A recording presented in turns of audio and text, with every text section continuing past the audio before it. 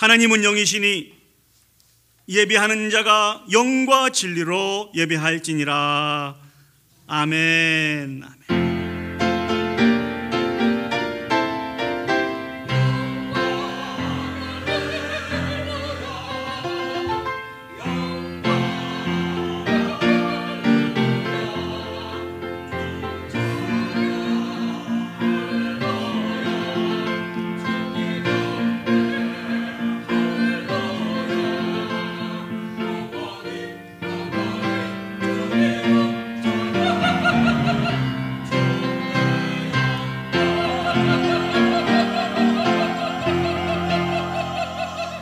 사랑과 은혜가 충만하신 아버지 하나님, 은혜와 사랑을 감사합니다. 오늘 또 우리 모두를 은혜의 보좌 앞에 불러 모아주셔서 영과 진리로 하나님을 찬양하며 예배할 수 있도록 은혜 베풀어 주셨음을 진심으로 감사드립니다. 이 시간 아버지 하나님, 사자의 권세를 가지고 계신 예수 그리스도 앞에 허다한 우리의 모든 죄를 입술을 열어 회개하여 싸우니 용서하여 주시옵소서. 거룩하신 하나님 앞에 거룩한 모습으로, 온전한 모습으로 세워지게 하여 주시옵소서. 오늘 또 간절히 하나님을 기다립니다. 우리 가운데 은혜를 베풀어 주시옵소서. 참으로 감사드리며 예수님의 이름으로 기도합니다. 아멘. 이 시간 사도신경으로 우리의 신앙을 하나님께 고백하도록 하겠습니다.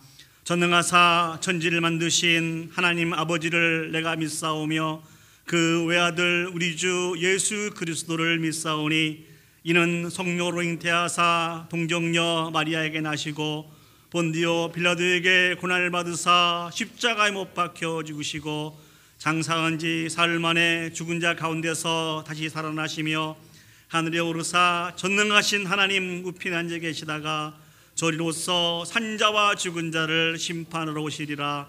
성령을 믿사오며 거룩한 공회와 성도가 서로 교통하는 것과 죄를 사하여 주시는 것과 몸이 다시 사는 것과 영원히 사는 것을 믿사옵나이다. 아멘. 다 같이 자리에 앉으셔서 우리 찬송가 310장 아 하나님의 은혜로 이 쓸데없는 자 같이 찬양 올려드리시도록 하겠습니다.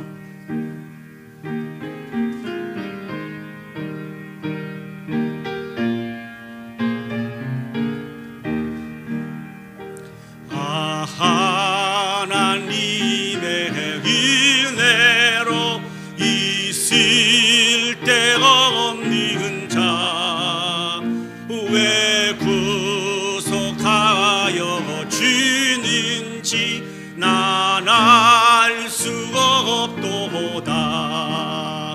내가 믿고 또 의지함은 내 모든 형편하시는 주님 늘 보호해 주실 것을 나는 확실히 아네. 왜 내게 굳센 믿음과 또 복음 주셔서 내 마음이 항상 편한지 난 알 수가 없도다. 내가 믿고 또 의지함은 내 모든 형편하시는 주님 늘 보호해 주실 것을 나는 확실히 아네. 왜 내게 성령 주셔서 내 마음 감동해 주 예수 믿게 하는지 난 알 수 없도다. 내가 믿고 또 의지함은 내 모든 형편하시는 주님 늘 보호해 주실 것을 나는 확실히 아네. 주 언제 강림하실지 옥 밤에 홍락하제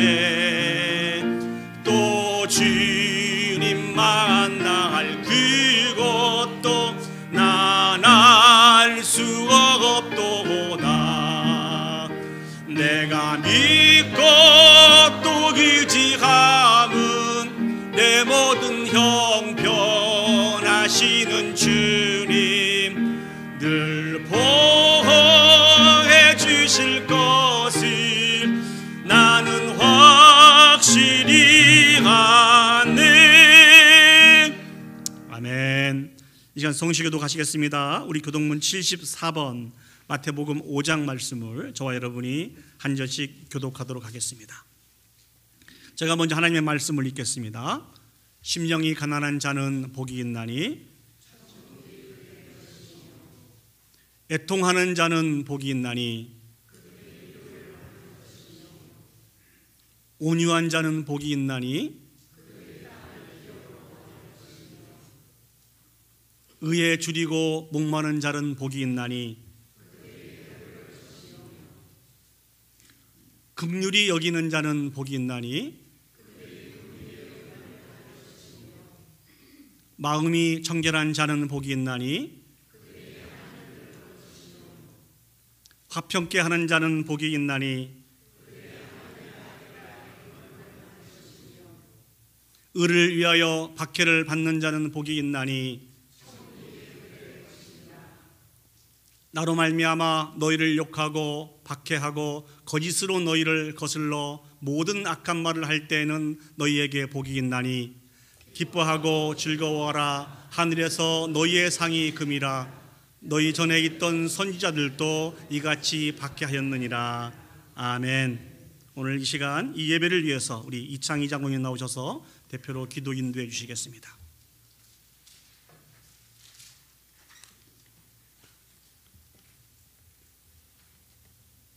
사랑이 많으시고 자비하시며 평강 주시기를 원하시는 참 좋으신 하나님 아버지께 먼저 감사와 찬양과 영광을 돌립니다.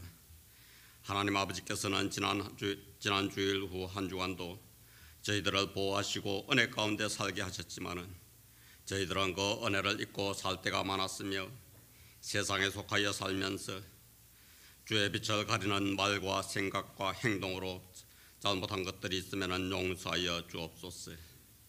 날마다 믿음이 성숙하여져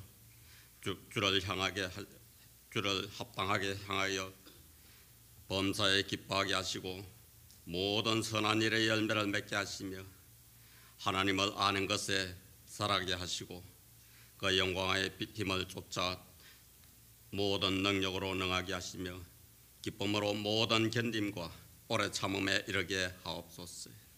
하나님 아버지께서는 사랑하시는 주의 백성들을 오늘도 복되고 거룩한 주일날을 허락하여 주셨어. 주의 몸된 교회에 함께 모였습니다. 우리 모두 마음을 다하고 정성을 다해서 예배하오니 하나님 홀로 영광 받으시고 우리 모두는 은혜와 기쁨의 시간이 되게 하여 주시옵소서. 지친 육체가 안식하게 하시고 세상 일에 근심, 걱정, 불안함이 있는 이들에게는 또한 노안으로 사고와 원치 않는 질병으로 힘들어하는 이들에게 시편 기자의 말씀처럼 내 영혼아 네가 어찌하여 낭망하며 내 속에서 불안하여 하는고 너는 하나님을 바라라. 나는 내 얼굴을 도우시는 하나님을 찬양하리라. 하나님은 자기를 경외하는 자의 소원을 이루시며 또 저희 부르짖음을 들으사 구원하시리라. 주를 믿고 구할 때에 소원을 이루어 주시고 그 입으로 구함을 거절하지 않으시고 응답하시는 주님께 구하는 우리 모두가 되게 하여 주시옵소서. 오늘도 진리의 말씀, 생명의 말씀을 들을 수 있게 하심에 감사를 드립니다. 우리 단위에 서시는 목사님을 강건케 하여 주시고 성령께서 도우심으로 목사님의 입술을 통하여서 주님의 귀한 말씀으로 이들 위로를 받고 주님만이 주시는 참된 평안과 기쁨을 얻게 하여 주시옵소서. 진리에 목말라 갈급하는 심령들에게는 목마르지 않는 생수와 같은 말씀이 되게 하여 주시옵소서.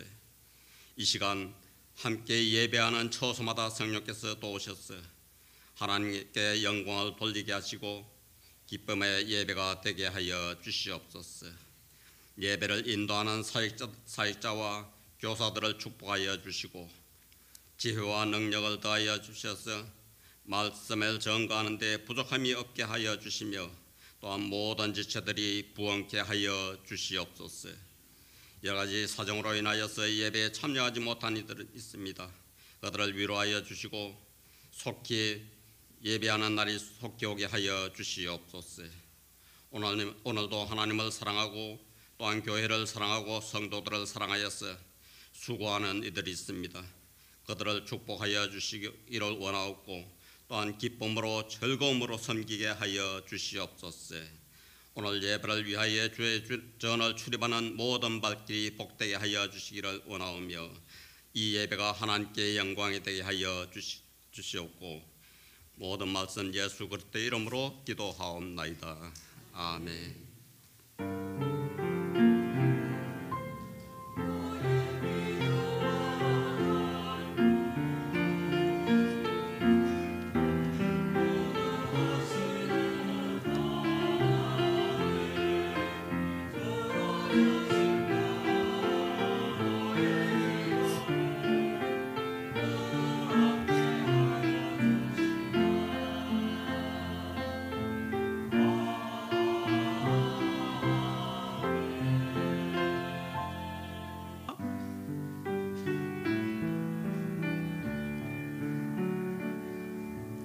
내게 인등 향유가 주께 가져와 그 바리에 입 맞추고 깨드립니다. 나를 위해 험한 산길 오르신 그 발 걸음마다 그 신사랑 새겨 놓았네. 기도하시겠습니다. 사랑과 은혜가 충만하신 아버지 하나님, 은혜와 사랑을 감사합니다. 이 시간 베푸신 은혜와 사랑을 기억하여서 우리의 마음을 구별하고 물질을 구별하여서 귀한 예물로 하나님 앞에 드립니다. 11주의 헌금과 감사의 헌금과 주정 헌금과 각종 특별 헌금으로 하나님 앞에 드려오니 아버지 하나님 영광 받아 주시옵소서. 하나님 아버지, 우리를 사랑하여 주셔서 때를 따라 돕는 은혜를 베풀어 주시고 이 세상 살아갈 동안 물질로 말미암아 어려움 겪지 않도록 인도하여 주시옵소서. 필요에 따라 채워주시되 흔들고 차고 넘치도록 인도해 주신 은혜를 기억합니다. 매 순간순간 그 하나님을 기억하며 받은 은혜를 샘하며 감사하며 살아가는 온 성도들이 되게 하여 주시옵소서. 오늘도 두렵고 떨림으로 하나님 앞에 나와서 간절히 하나님을 기다리는 당신의 사랑하는 백성들에게 하늘의 은혜로 채워주시고 인도하여 주시옵소서. 참으로 감사드리며 예수님의 이름으로 기도합니다. 아멘. 우리 시간 귀한 성가대 찬양으로 하나님 앞에 영광 올려드리도록 하겠습니다.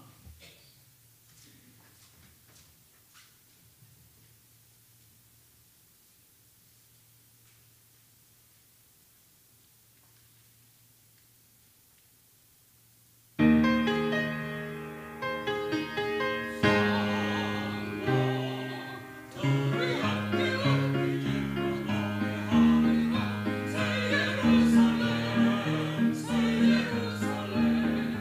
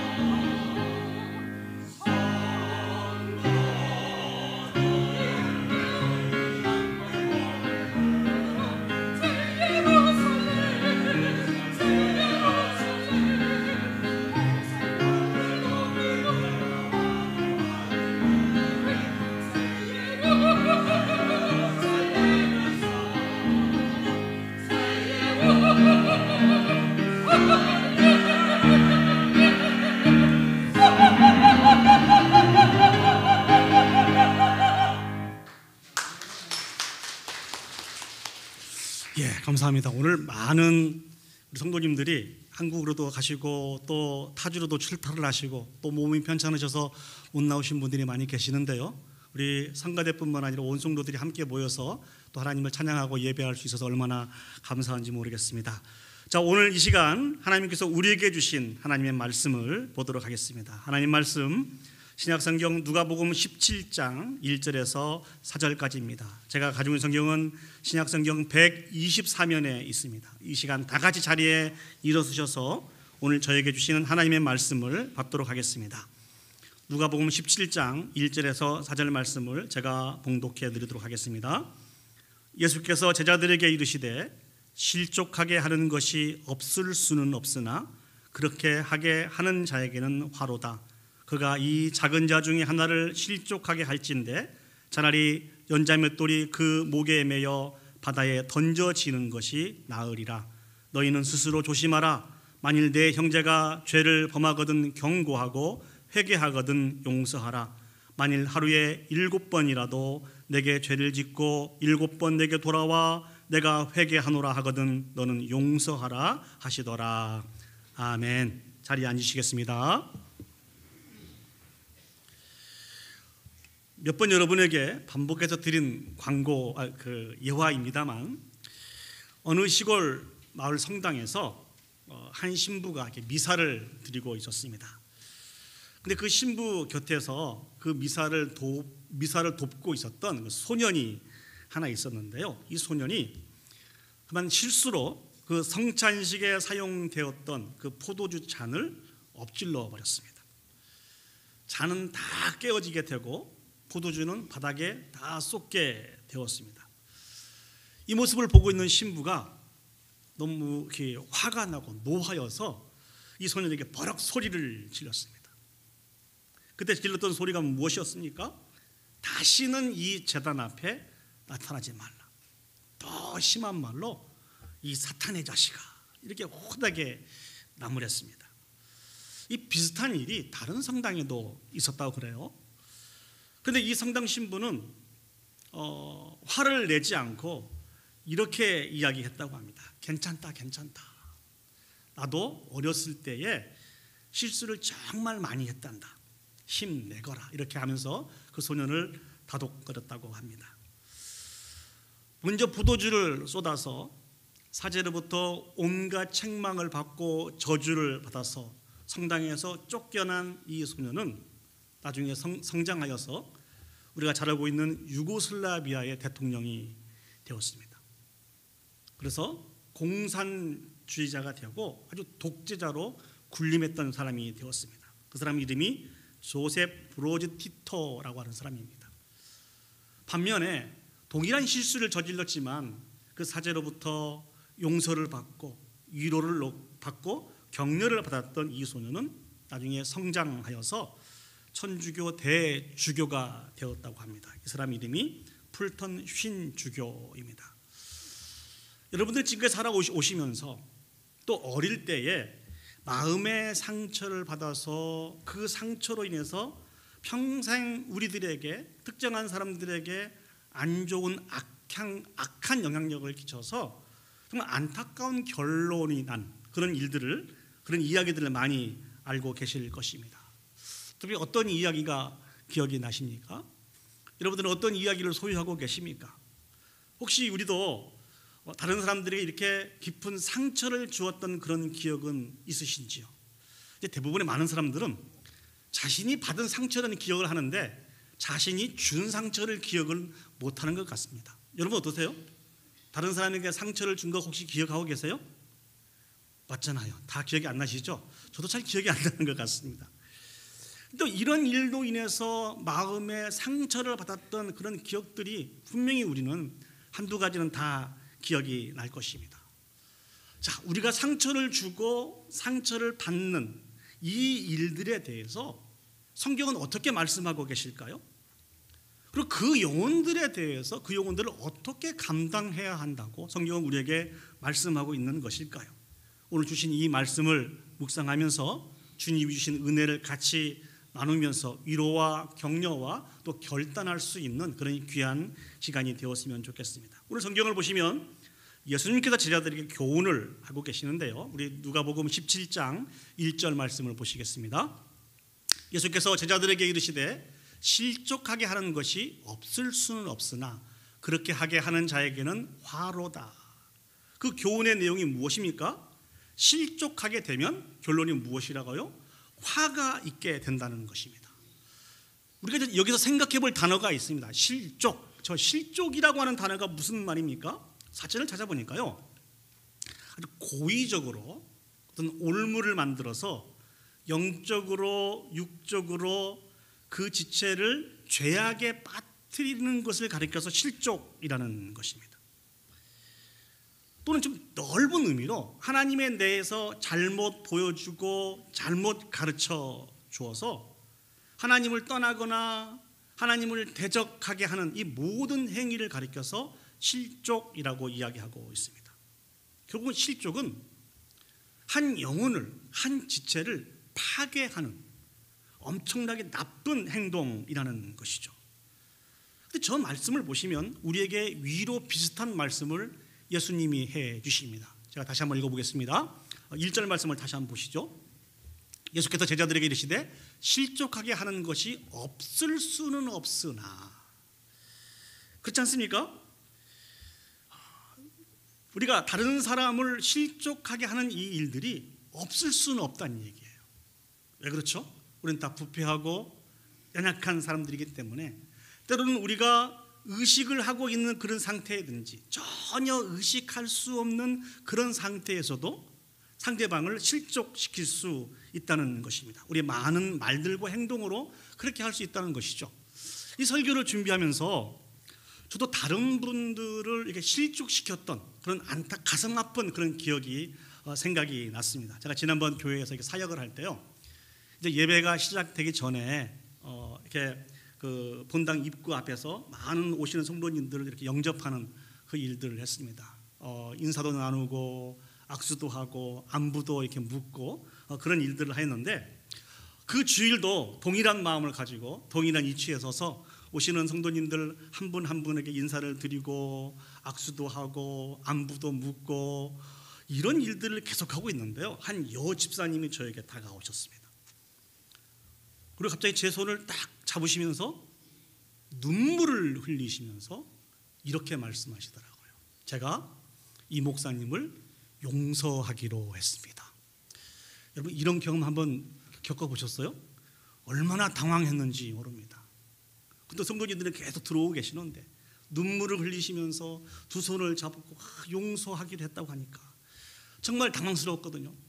그 다음에 뭐라고 말씀하시는 거니? 저 때문에 온 가족이 모여서 가족 회의를 했대요. 교회를 떠나야 될 것인지 계속 다녀야 될 것인지, 이 목사님을 용서해야 될 것인지 용서하지 말아야 될 것인지. 그래서 가족 회의를 하는데 용서하기로 하셨대요. 그래서 이분이 오셔서 제 손을 붙잡고 그렇게 저에게 용서하신다고 말씀을 주시는 거예요. 얼마나 당황했는지 모릅니다. 일단 무슨 일인지 모르지만 저로 인해서 상처를 받고 온 가족이 가족 회의를 할 정도였으니 제가 잘한 것은 없지 않습니까? 그래서 무조건 죄송하다고 그랬습니다. 걱정을 끼쳐드려서 정말 죄송하다고. 그리고 난 다음에 조심스럽게 여쭤보았습니다. 무슨 일 때문에 그러십니까? 그랬더니 이분이 주시는 말씀이, 제가 이제 앞에 서서 오시는 성도들에게 인사하고 영접하고 이런 일들을 하는데, 어떤 분에게는 정면으로 얼굴을 보고 인사를 하고 자기에게는 이렇게 옆으로 제가 인사를 그랬다는 거예요. 근데 이 모습이 이 집사님께 상처가 되었다는 것입니다. 아니, 이 목사님이 왜 다른 분에게는 정면을 보고 인사를 하고 나한테는 이렇게 옆으로 인사를 하는가? 이게 너무 상처가 돼서 밤에 잠도 못 주무시고 가족 회의까지 할 수 있을 정도로 큰 상처가 되었다는 얘기를 해주시더라고요. 아마 여러분들이 한꺼번에 오시다 보니까 어떤 분들에게는 정면으로 인사하기도 하고 어떤 분들에게 옆으로 인사하기도 했는데, 이분에게는 옆으로 이렇게 인사하게 되었던 것 같습니다. 그래서 그렇게 말씀을 드렸습니다. 제가 집사님을 무시해서 그런 것은 아니다. 여하튼 저로 말미암아 상처를 받게 되셔서 너무너무 죄송하다고, 용서해 주시라고 그렇게 말씀을 드렸습니다. 혹시 저희 교회 성도님들 중에서도 제가 정면으로 인사를 드리지 못하고 이렇게 옆으로 인사를 드렸다고 해서 오해하고 계시거든. 제 본심이 그것이 아닌 것으로 아시고 좀 이렇게 너그러운 마음으로 이해를 해 주셨으면 좋겠습니다.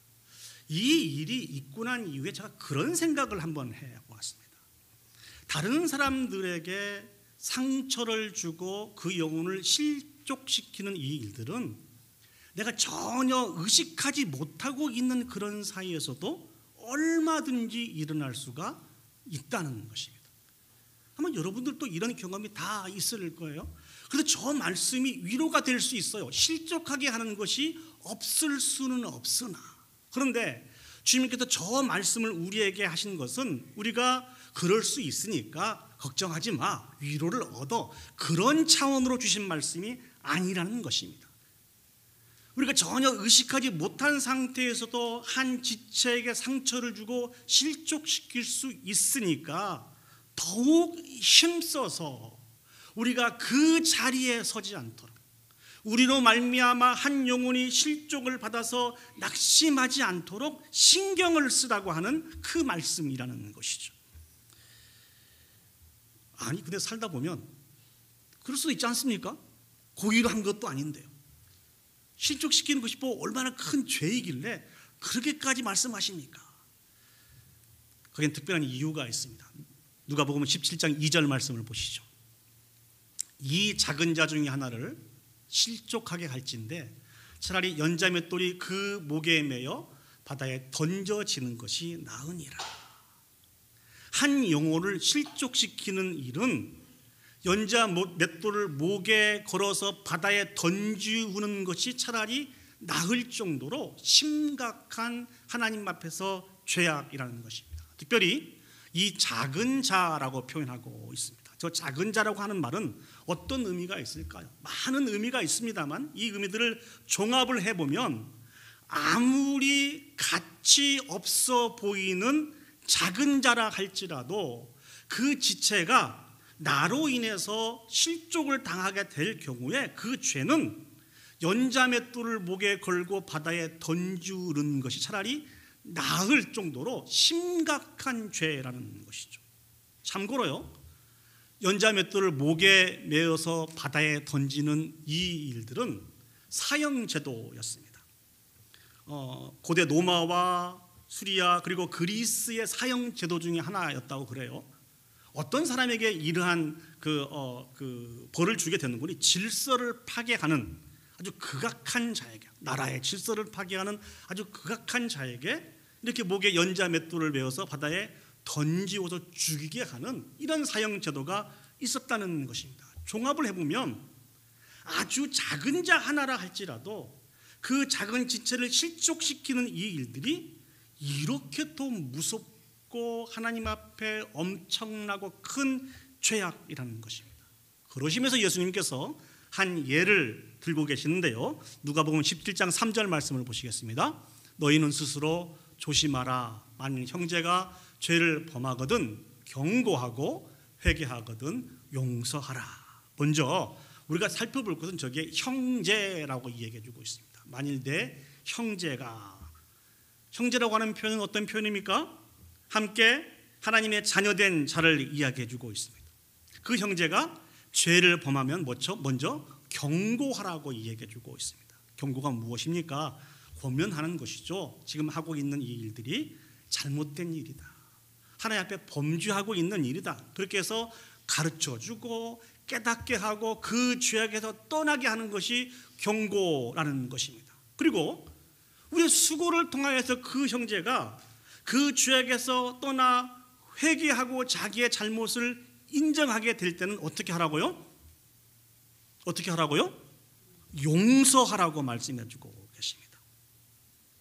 자, 그럼 우리가 생각해 볼 수 있어요. 왜 예수님께서 갑자기 이 실족이라고 하는 이 단어를 설명하고 계시고 이 실족시키는 이 일들이 얼마나 무서운 범죄인가에 대해서 강조하고 있는 것일까요?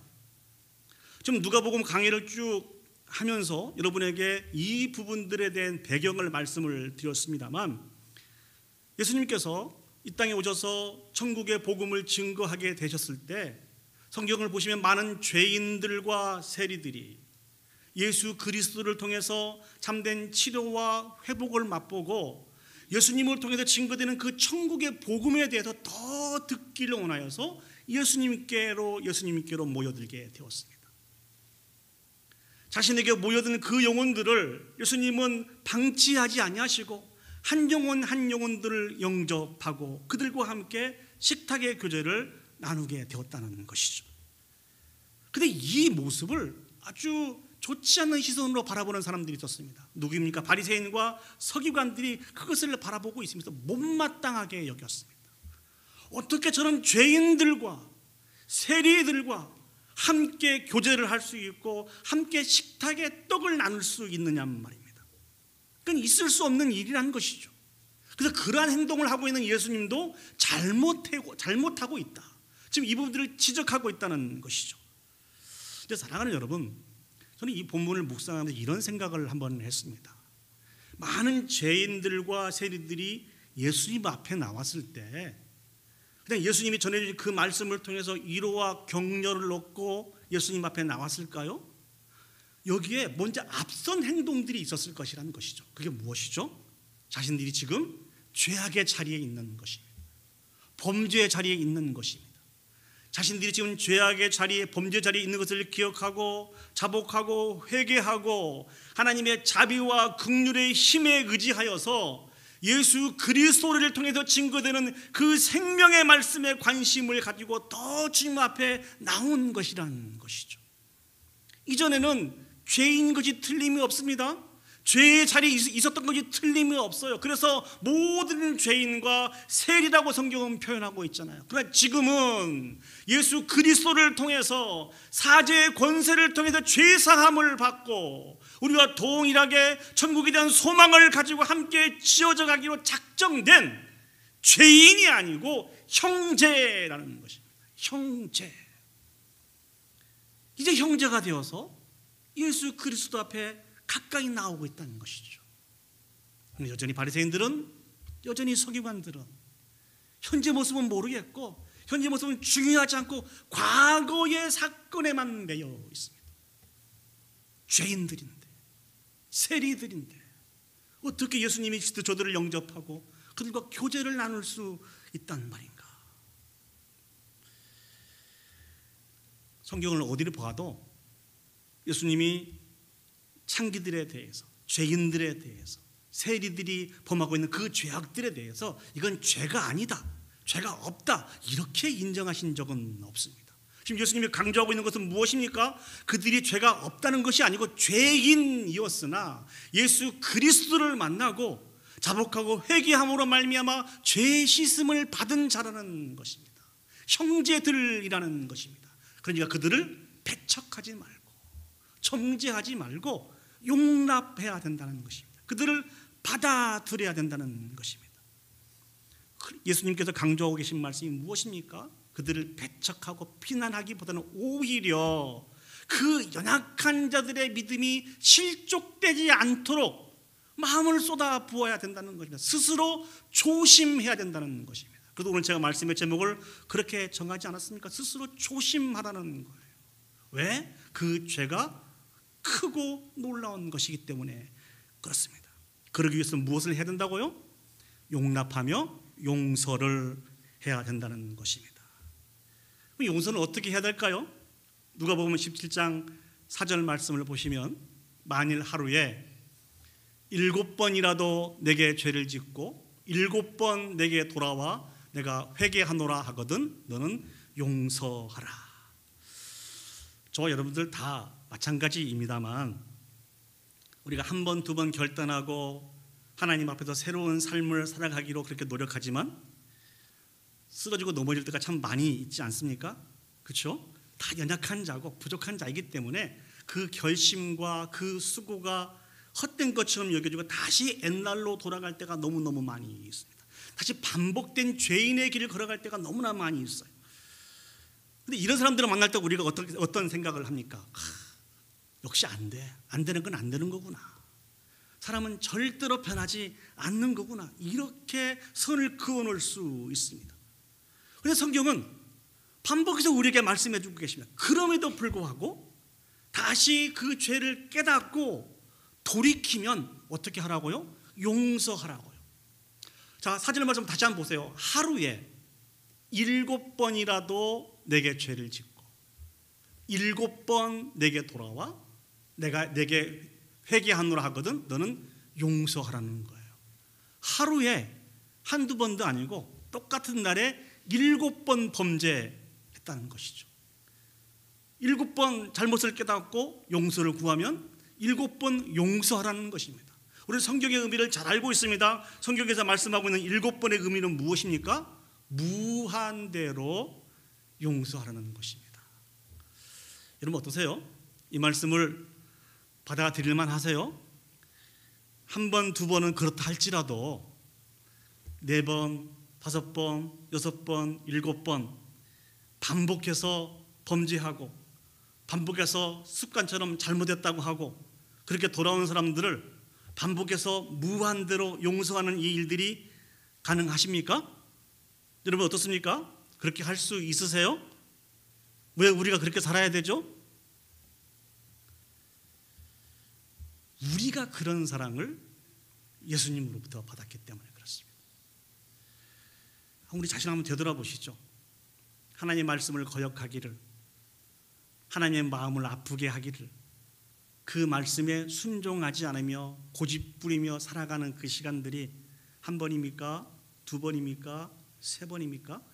수도 없이 우리의 10손가락으로 셀 수 없을 정도로 반복해서 하나님 앞에 범죄하고 살았던 사람들이 저와 여러분들의 모습이라는 것이죠.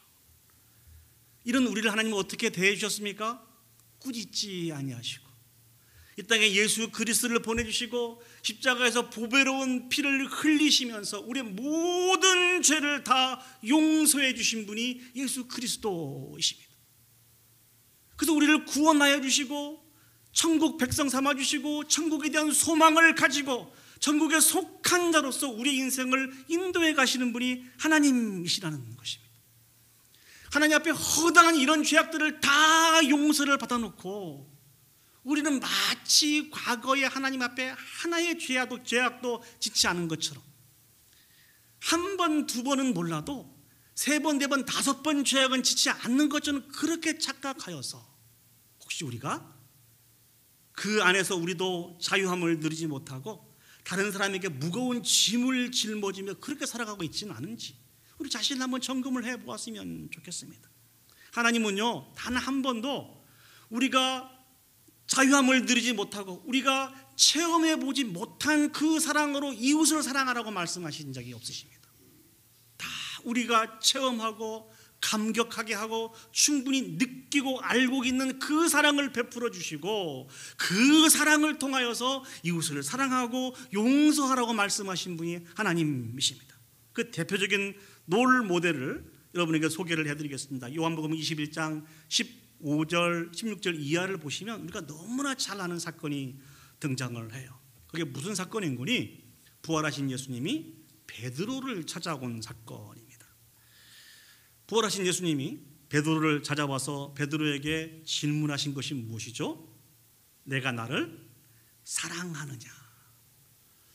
자, 예수님이 몇 번 물어보셨습니까? 베드로에게 3번 물어봤습니다. 내가 나를 사랑하느냐? 예수님이 베드로에게 오셔서 내가 나를 사랑하느냐라고 하는 이 질문, 한 번, 두 번도 아니고 3번에 걸쳐서 베드로에게 했던 이 질문은 베드로의 아픈 부분들을 그대로 드러내고 있는 것입니다. 왜 그렇습니까? 베드로는 예수님이 잡히셔서 십자가에 못 박혀 가시기에서 끌려가셨을 때 예수님을 3번 부인했던 사람이 베드로였습니다. 그 베드로를 주님이 다시 찾아오셔서 예수님이 물어보시는 거예요. 내가 나를 사랑하느냐? 내가 나를 사랑하느냐? 내가 나를 사랑하느냐? 예수님이 베드로를 만나서 내가 나를 사랑하느냐고 물으신 이 물으심은 베드로를 책망하고 있는 책망이 아닙니다. 야, 너 어떻게 그럴 수가 있어? 네가 그래도 내 수제자인데 어떻게 천한 계집종 앞에서 나를 3번씩이나 부인할 수 있어? 너 그럴 수 있어? 너 그래도 자격이 있어? 이런 책망이 아니라는 것이죠. 3번에 걸쳐서 예수님이 그 부분들을 질문을 할 때 베드로가 했던 고백이 무엇입니까? 내가 주님을 사랑하는 것을 주님이 아십니다. 주님이 아십니다. 그때 주님께서 명령하신 부분이 무엇입니까? 내 양을 먹이라, 내 양을 치라, 내 양을 먹이라. 이 말씀을 반복해서 주십니다. 용서받을 수 없는 그런 상황임에도 불구하고 감당할 수 없는 넘치는 은혜와 사랑을 통하여서 용서를 받은 내가 동일한 그 용서의 마음을 가지고 영혼들을 먹이라는 것입니다. 영혼들을 치라는 것입니다. 영혼들을 먹이라고 주님께서 말씀해 주고 계십니다. 받은 그 사랑으로, 받은 그 자비와 긍휼의 마음을 가지고 우리에게 맡겨진 영혼들을 돌보며 섬기라는 것입니다. 교회는 죄가 없는 자들이 모여 있는 장소가 아닙니다. 우리 교회도 마찬가지예요. 죄가 없는 자들이 모여 있는 장소가 아닙니다. 많은 죄와 허물들을 가지고 있지만 사제의 권세를 가지신 예수 그리스도로 말미암아 우리의 모든 죄가 다 깨끗하여지고 예수 그리스도의 그 말씀에 순종하며 살아가는 사람들이 모여 있는 곳이 바로 교회입니다. 그렇기 때문에 우리는 우리의 관심이 달라져야 된다는 것이죠. 체험한 그 사랑으로, 그 용서로 우리에게 맡겨진 모든 영혼들을 돌보며 섬겨야 된다는 것입니다. 앞에서 말씀드린 티토를 한번 생각을 해보시죠. 사제로부터 온갖 저주의 말들을 다 들었습니다. 이 영혼이 집에 가서 잠을 제대로 잘 수 있었을까요? 밤새 한숨을 쉬며 뜬 눈으로 시간들을 보냈을 것입니다. 그 사제로부터 받았던 그 말로 인해서 난 그 상처를 움켜잡으면서 이리 둥글고 저리 둥글고 많은 고민 속에서 그 시간들을 다 보냈지 않겠습니까? 그 속에서 받은 그 저주로, 그 언어를 통하여서 그 마음에 생긴 게 무엇일까요? 온갖 미움, 증오, 시기, 다툼, 이런 마음들이 생성하게 되어서 누가 되었습니까? 유고슬라비아의 대통령이 됐는데 피도 눈물도 없는 그런 독재자가 되었다는 것입니다. 반면에 한 사제로부터 죄 용서함을 받은 사람의 모습은 어떻습니까? 그 사제가 무엇에 근거해서 그 사람을 용서해 줬다고 말씀을 드렸습니까? 나도 어릴 때 많은 실수를 했다. 걱정하지 마. 그 위로와 격려를 통하여서 이 영혼이 다시 한번 온전히 세워지고 깨어지게 된 거 아닙니까? 하나님의 사람으로 온전히 세워졌다는 것입니다. 이 일들을 기억하지 않고 여전히 한 영혼들을 실족시키면서 우리의 인생을 그렇게 허비한다고 하면 그 죄악의 대가가 무엇이라고요? 목에 연자맷돌을 걸고 바다에 던지우는 이것보다 더 큰 죄를 짓고 사는 것입니다. 이제 우리가 목표가 달라졌으면 좋겠습니다. 우리 공동체 안에, 우리의 주변에 죄와 허물들을 지적하고 드러내고 정죄하는 것이 우리의 목표가 아니고 그 죄와 허물 속에서 용서를 간절히 사모하며 기다리고 있는 그 영혼들을 찾아서 회복시키는 일들에 참여할 수 있는 저와 여러분들이 되었으면 좋겠습니다. 여러분이 너무나 잘 아는 예화 하나를 말씀을 드리면서 설교를 마무리할까 합니다. 파코라고 하는 이름을 가지고 있는 아들이 있었어요. 어느 날 이 아들이 아버지 앞에 큰 잘못을 저지르고 아버지로부터 혼이 날까 두려워서 집을 나가게 되었습니다. 아버지는 이 파코를 찾기 위해서 최선을 다해서 이곳저곳을 다 돌아다녀 봤지만 이 아들을 찾을 수가 없었습니다. 그래서 고민 끝에 신문 광고를 내기로 했어요. 신문 광고의 내용이 파코야, 아빠다. 네가 했던 모든 일들을 다 용서했으니 집으로 돌아오기만 했으면 좋겠다. 시계탑에서 정오에 아빠가 너를 기다릴 테니까 꼭 그곳에 왔으면 좋겠다. 이렇게 하고 신문 광고를 내었습니다. 드디어 정오가 되었습니다. 어떠한 일들이 나타나게 되었을까요? 파코라고 하는 동일한 이름을 가지고 있는 큰 잘못을 저질렀지만 용서를 간절히 기다리고 구하고 있는 수없이 많은 영혼들이 그 시계탑으로 몰려왔다는 것입니다. 놀라운 일 아닙니까? 저와 여러분들을 포함해서 우리 주변에는 잘못을 했지만 다시 회복하기를 원해서 간절히 용서를 구하고 있는 그런 생명들이 얼마나 많이 있는지 모릅니다. 우리가 오늘날 이 바리새인과 서기관으로 살아가지 않았으면 좋겠습니다. 스스로 조심하여서 그 한 영혼들이 실족되지 않고 다시 한번 예수 그리스도 안에 온전히 세워져서 집을 나갔던 탕자가 집으로 돌아올 때 아버지와 함께 큰 잔치를 베풀었던 것처럼 그 잔치에 참여하여서 영광 올려드릴 수 있는 이 일들에 우리의 남은 인생이 귀하고 아름답게 사용되어질 수 있는 저와 여러분들이 되시기를 예수님의 이름으로 축복합니다. 이제 말씀을 정리하도록 하겠습니다. 우리 모두는 예수 그리스도의 십자가의 사랑으로 허다한 죄와 허물들을 용서받은 사람들입니다. 믿습니까? 아멘. 이것이 우리의 정체성입니다. 이런 우리들이 살아가야 하는 삶이 있습니다. 그것은 우리의 형제의 죄를 용서하는 것입니다. 하나님께서는요, 우리의 용서를 통하여서 하나님의 용서를 그 지체들에게, 그 형제들에게 보여주시기를 원하시는 분이 하나님이십니다. 이 사명이 우리에게 있는 것을 기억하고 주님의 사랑으로 사랑하고 용서하여서 한 영혼을 온전히 세워서 하나님 앞에 영광 올려드릴 수 있는 그런 저와 여러분들이 되시기를 예수님의 이름으로 축복합니다. 아멘. 우리 시간 다 같이 자리에 일어서셔서 주신 말씀을 기억하면서 하나님 앞에 찬양 올려드리도록 하겠습니다. 같이 나눌 찬양의 그 가사를 제가 읽어볼게요. 내 마음에 주를 향한 사랑이 나의 말엔 주가 주신 진리로 나의 눈에 주의 눈물 채워주소서. 주님의 사랑으로 가득 차서 이제 상처받은 많은 영혼들을 용서하고 사랑하고 온전히 세우는 일들에 우리 남은 생애가 귀하고 아름답게 사용되기를 원하는 그런 마음으로 이 찬양 올려드리도록 하겠습니다.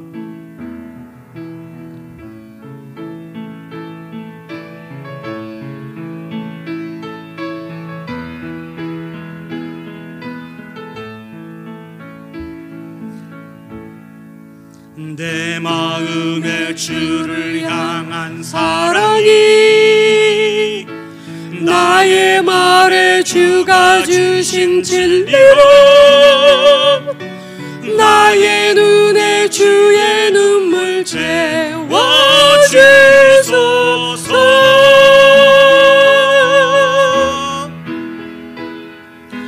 내 입술에 찬양의 향기가 두 손에는 주를 닮은 섬김이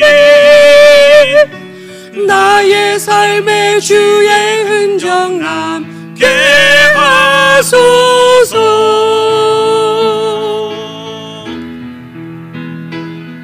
하나님의 사랑이 영원히 함께하리. 십자가의 길을 걷는 자에게 순교자의 삶을 사는 이에게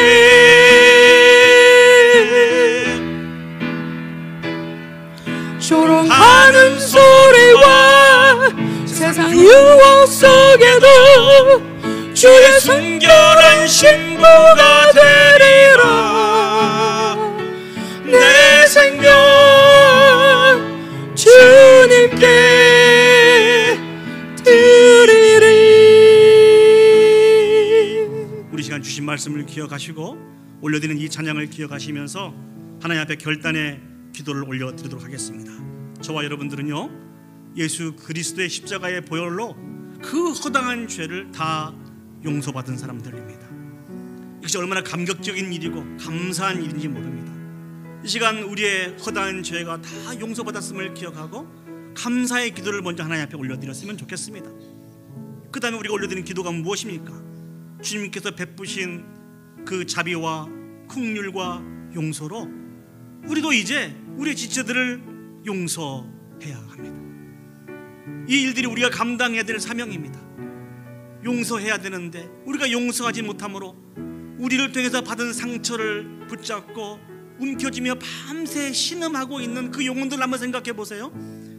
주님은 우리가 스스로 참 두려워하면서 조심해야 된다고 말씀해 주고 계십니다. 주님이 용납해 주신 그 영혼, 그 지체를 우리도 온 마음을 다하여 용서할 수 있도록, 이한 죄악을 범한 우리들을 용서해 주시고 다시 한번 우리 가운데 용서의 마음을 주셔서 우리 모두가 하나가 되어서 하나님의 기쁨에 영광에 참여할 수 있는 우리 모두가 되어줄 수 있도록 우리 다 같이 한 목소리로 합심해서 기도 올려드리도록 하겠습니다. 기도하시겠습니다. 사랑과 충만하신 아버지 하나님, 은혜와 사랑을 진심으로 감사드립니다. 오늘도 주신 말씀을 통하여서 아버지, 우리가 하나님으로부터 진정한 용서를 받은 자인 것을 다시 한번 기억하게 해주시고 깨닫게 해주시는 진심으로 감사드립니다. 웬 은혜입니까? 웬 사랑입니까? 아버지 하나님, 우리가 고인은 아니라 할지라도 우리는 말미암아 상처받은 영혼들이 있거든. 아버지, 그 영혼들을 치료해 주시고 우리를 용서하여 주시옵소서. 전능하신 아버지 하나님, 이제 하나님이 주신 그 기쁨과 자유함을 가지고 남은 인생을 감당하며 살기를 원합니다. 아버지, 은혜를 베풀어 주시옵소서.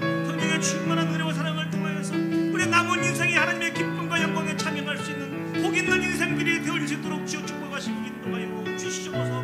오 주님, 우리가 여기 있사오니 우리를 사용하여 주시고 우리를 통하여 영광 받아 주시옵소서. 참 좋으신 아버지 하나님, 오늘도 귀한 말씀을 우리에게 주셔서 감사합니다. 우리가 허다한 많은 죄와 허물들을 가지고 있는 자들이었사오나 예수 그리스도의 감당할 수 없는 십자가의 은혜와 사랑으로 깨끗하게 사해 줬음을 기억합니다. 감사합니다. 이 모든 것이 하나님의 은혜입니다.